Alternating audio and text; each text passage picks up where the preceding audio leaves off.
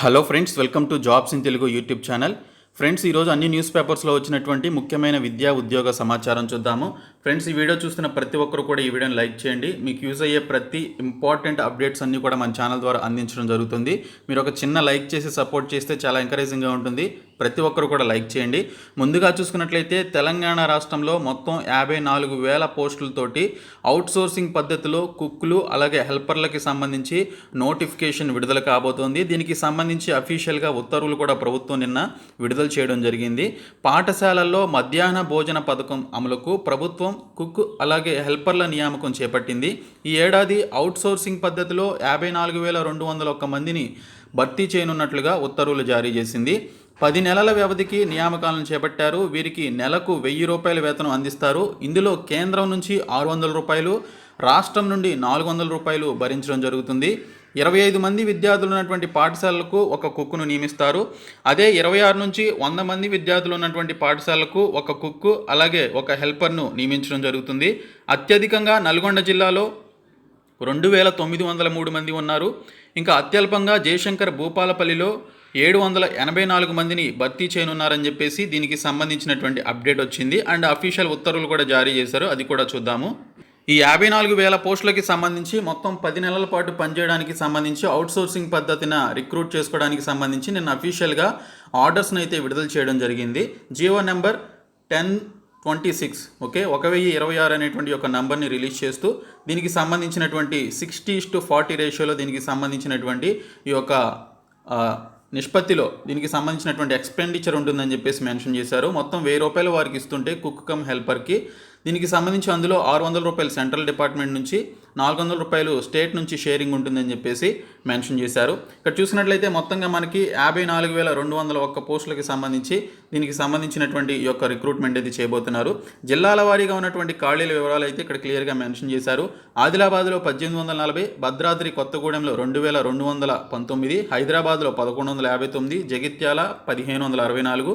ఇలా చూసుకుంటూ పోతే మొత్తం 33 జిల్లాలకి సంబంధించి ఉన్నటువంటి వేకెన్సీస్ లిస్ట్ అయితే ఇక్కడైతే మెన్షన్ చేశారు. మొత్తం 54,201 వేకెన్సీస్ అయితే మనకి భర్తీ చేయబోతున్నారు. ఇవి లోకల్గా ఉండేటువంటి పెద్దగా చదువుకోనటువంటి వారు, హెల్ప్ చేసేటువంటి వారు ఎవరైతే ఉంటారో హెల్పర్స్గా తీసుకోవడం జరుగుతుంది. దీనికి పెద్దగా ఎడ్యుకేషనల్ క్వాలిఫికేషన్స్ కూడా అవసరం లేదు, జస్ట్ 1,000 రూపాయలు మాత్రమే వారికి ఇవ్వడం జరుగుతుంది. సో ఇది దీనికి సంబంధించి వచ్చినటువంటి అప్డేట్. ఇంకొక అప్డేట్ చూసుకున్నట్లయితే తెలంగాణలో 6,893 టీచర్ కొలువులు అని చెప్పేసి ఒక అప్డేట్ వచ్చింది. మరో 37 బోధనేతర సిబ్బంది పోస్టులు కూడా అని చెప్పేసి మెన్షన్ చేశారు. 6,930 పోస్టుల భర్తీకి విద్యాశాఖ ప్రతిపాదనలు అని చెప్పేసి కూడా మెన్షన్ చేయడం జరిగింది. పోస్టుల వివరాలు ఈ విధంగా ఉన్నాయి. బోధనా సిబ్బంది 6,893 పోస్టులు ఉంటే అధికారులు బోధనేతర సిబ్బంది 37 మంది ఉన్నారు. మొత్తంగా 6,930 పోస్టులు ఉన్నాయని చెప్పేసి మెన్షన్ చేశారు. పోస్టుల బట్టి వివరాలు చూసుకున్నట్లయితే బోధనా సిబ్బందిలో మనకి సెకండరీ గ్రేడ్ టీచర్లు ఎస్జిటికి సంబంధించి 4,897, స్కూల్ అసిస్టెంట్లకి సంబంధించి 1,653, భాషా పండితులకి సంబంధించి 205, ఫిజికల్ ఎడ్యుకేషన్ టీచర్లు 52, బిఈడి కాలేజీ లెక్చరర్లు 18, డైట్ కాలేజ్ లెక్చరర్లకి సంబంధించి 19, డైట్ లెక్చరర్లకి సంబంధించి 18 పోస్టులు ఉన్నాయని చెప్పేసి ఇక్కడైతే మనకి క్లియర్గా అయితే మెన్షన్ చేయడం జరిగింది. ఇక్కడ చూసుకున్నట్లయితే వీటికి సంబంధించి పోస్టుల భర్తీకి సంబంధించి విద్యాశాఖకి ప్రతిపాదనలు అయితే పంపినట్లు ఇక్కడైతే మెన్షన్ చేశారు. ప్రభుత్వం ఆమోదించగానే వీటిని భర్తీ చేయనున్నారు. మొత్తం 6,930 పోస్టుల్లో సెకండరీ గ్రేడ్ టీచర్ ఎస్జిటి పోస్టులే 70% పైగా ఉన్నాయి. గతంలో డిఈడి పూర్తి చేసినటువంటి వారు ఈ పోస్టులకు అర్హులు. ఈ నిబంధనను national council for teacher education సవరిస్తూ బిఈడి పూర్తి చేసినటువంటి వారు కూడా అర్హులని చెప్పేసి గెజిట్ విడుదల చేసింది. కానీ టెట్ పేపర్ 1లో అర్హత సాధించాల్సి ఉంటుందని ప్రకటించింది. అయితే టెట్ సర్టిఫికేట్లు జీవితకాలం చెల్లుబాటు అవుతాయని చెప్పేసి ఇటీవలే గెజిట్ని కూడా జారీ చేసింది. ఈ గెజిట్కు కొనసాగింపుగా రాష్ట్ర ప్రభుత్వం సైతం జియో జారీ చేయాల్సి ఉంది. జియో జారీకి ఎస్సీఈఆర్టీ అధికారులు ప్రభుత్వానికి ఇదివరకే ప్రతిపాదనలు పంపించారు. ఈ జీవో రాగానే టెట్ నోటిఫికేషన్ విడుదల చేయాలని చెప్పేసి అధికారులు భావిస్తున్నారు. టెట్ వ్యవధిని జీవితకాలం పొడిగించడం, బీఈడి అభ్యర్థులు సైతం ఎస్జిటి పోస్టులకు అర్హులు కావడంతో అభ్యర్థులు ఆశలు పెట్టుకున్నారు. రాష్ట్ర వ్యాప్తంగా 26,065 పాఠశాలలు ఉన్నాయి. వీటిల్లో ప్రస్తుతం 1,06,453 మంది టీచర్లు పనిచేస్తున్నారని చెప్పేసి దీనికి సంబంధించినటువంటి అప్డేట్ అయితే మనకి రావడం జరిగింది. ఇంకొక అప్డేట్ చూసుకున్నట్లయితే తెలంగాణ రాష్ట్రంలోని జయశంకర్ భూపాలపల్లి జిల్లా నుంచి 135 అంగన్వాడీ పోస్టులకి సంబంధించి నోటిఫికేషన్ విడుదలైంది. ఇందులో అంగన్వాడీ టీచర్లు 36 పోస్టులు, అంగన్వాడీ ఆయాలు 83 పోస్టులు, మినీ అంగన్వాడీ టీచర్లు 16 పోస్టులు ఉన్నాయి. 10వ తరగతి ఉత్తీర్ణులై ఉండాలని చెప్పేసి మెన్షన్ చేశారు. అభ్యర్థిని తప్పనిసరిగా వివాహితురాలై ఉండటంతో పాటు స్థానికంగా నివసిస్తూ ఉండాలని చెప్పేసి మెన్షన్ చేశారు. ఓన్లీ ఆ జిల్లాలో ఆ పర్టికులర్ విలేజ్లో మీకు కనుక వేకెన్సీ ఉంటేనే మీరు అప్లై చేసుకోవడానికి కుదురుతుంది. వేరే జిల్లా వాళ్ళు, వేరే గ్రామం వాళ్ళు అప్లై చేసుకోవడానికి కుదరదు. ఇది మీరు గమనించాలి. 21 నుంచి 35 సంవత్సరాలు జనరల్ క్యాండిడేట్స్కి, 18 నుంచి 35 సంవత్సరాలు SC/ST క్యాండిడేట్స్కి ఏజ్ లిమిట్ అయితే ఉండాలి. దీనికి సంబంధించి ఈ నెల 15వ తేదీ వరకు అఫీషియల్ వెబ్సైట్ tgwdcw.in అనేటువంటి సైట్లోనికి వెళ్ళి అప్లికేషన్స్ పెట్టుకోవచ్చు. ఇంకా PGDBT ప్రోగ్రామ్కి సంబంధించి IDRBTలో రిక్రూట్మెంట్కి సంబంధించినటువంటి నోటిఫికేషన్ అయితే విడుదలైంది. ఇంకొక అప్డేట్ చూసుకున్నట్లయితే ట్రైనీ కానిస్టేబుల్కు పూర్తయినటువంటి పరీక్షలు అని చెప్పేసి మెన్షన్ చేశారు. ఈ నెల 22 నుంచి పాసింగ్ అవుట్ పీరియడ్ అని చెప్పేసి మెన్షన్ చేయడం జరిగింది.